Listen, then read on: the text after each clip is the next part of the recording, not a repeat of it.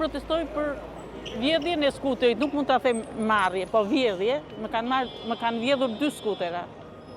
Të parin fare ditën e parë, më kanë marrë gocës dhe sot ditën e fundit që protestojmë është i nipit. 2.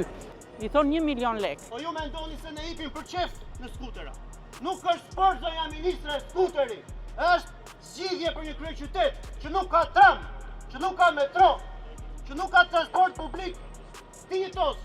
Ministri lëviz me helikopter për të shkuar në Korçë, për të shkuar në Vlorë. Ndërkohë ne të tjerëve sipas logjikës së tij na duhet të ecim në këmbë. Na duhet të ecim në këmbë në Tiranë, të paktën kemi rrugë që nuk rrezikojmë jetën për të kaluar. Ndërkohë që atyre qytetarëve të tjerë në Korçë, në Elbasan, Librazh, ju duhet të ecin me frikë edhe në rrugë sepse rrugët shëmben, sepse rrugët nuk kanë asnjë investim.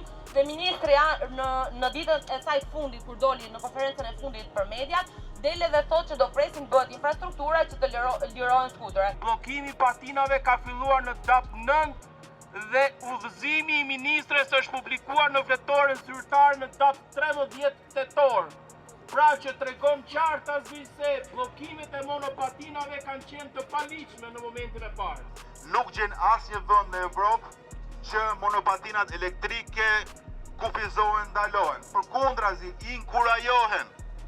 Mjafton të ecësh jo më shumë se 25 km/h, të ecësh në poshtinë e biçikletës ose anës rrugës. Kaq kërkon Evropa.